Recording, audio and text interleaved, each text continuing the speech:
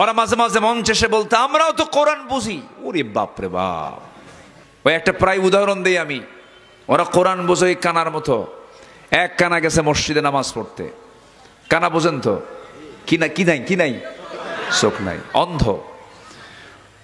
তো আজান দেয় নাই, তার আগ দিয়ে ইমাম সাহেবের সঙ্গে গল্প করতে করতে বাকবিতণ্ডা শুরু হয়েছে, চরম বাকবিতণ্ডা, ঝগড়া পর্যায়ে চলে গেছে। হঠাৎ করে মুয়াজ্জিন আজান দিছে, ইমাম সাহেব নামাজে দাঁড়ায় গেছে। ইমাম সাহেব আবার কাম পায় না, সূরা ফাতিহার পরে এমন একটা আয়াত বলছে দ্বিতীয় সূরায়, সে আয়াতের অংশ হলো ওয়া কানা মিনাল কাফিরিন।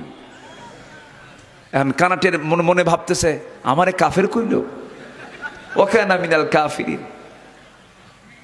এখন এইদিকে ইমাম যিনি, তার আবার একটা পা হলো খাটো, ন্যাংরা সাইজের।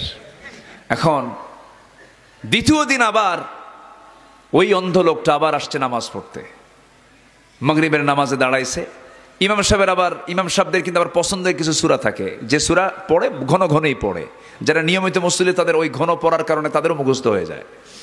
তো এখন এই দ্বিতীয় দিনে মাগরিবের নামাজের সময় ইমাম আর কাজ পায় নাই, আবার ওই সূরাই ধরছে, পিছনে তো কানা দাঁড়ায় আছে।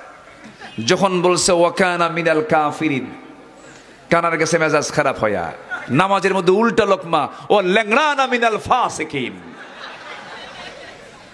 বুঝেন না? ওরা কোরআন বোঝে ওই কানার মতো, ঠিক কিনা? ওরা যদি কোরআন বুঝতো, কোরআনের পাখিকে 14 বছর জনবিচ্ছিন্ন করে জেলখানায় তারা আটকে রাখতে পারতো না।